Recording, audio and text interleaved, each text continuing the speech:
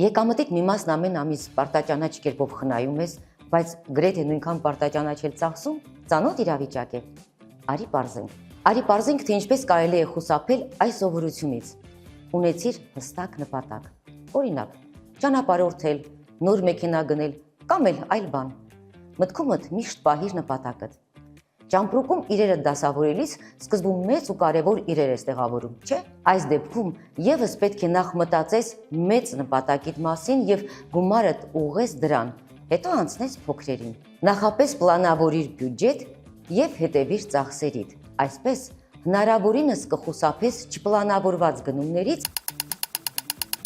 եւ խնայողություններդ անտեղի օգտագործելուց։ Ծախսերիդ հետևելու համար կարող ես օգտվել հեռախոսային հատուկ հավելվածներից։ Այդ հավելվածների միջոցով կարող ես նաև հետևել, թե ինչի վրա ես գումար ծախսում եւ լավացնես վարքագիծը։ Բարդացրու խնայողություններդ օգտագործելը։ Օրինակ, առօրյա ծախսերիդ համար օգտագործիր մի բանկի քարտ, իսկ խնայողություններդ պահիր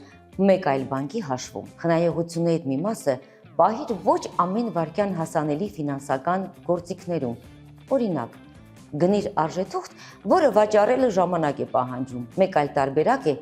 խնայածդ գումարը մասերի բաժանելը եւ ժամկետային ավանդներ դնելը։ Միայն թե հիշիր, որ ավանդը ժամանակից շուտ վերցնելու դեպքում կարող ես կորցնել տոկոսագումարները, ինքդ քեզնից պարտք վերցրու, երբ օգտագործում ես խնայածդ գումարից եւ համարիր դա պարտք, որը պետք է մարել երբեմն նաեւ հավելյալ տոկոսներ վճարելով։ Սրանք մեր պարզ, բայց փորձված տարբերակներն էին, կարող ես հորինել քոնը։ Խնայիր եւ եղիր բարեկեցիկ։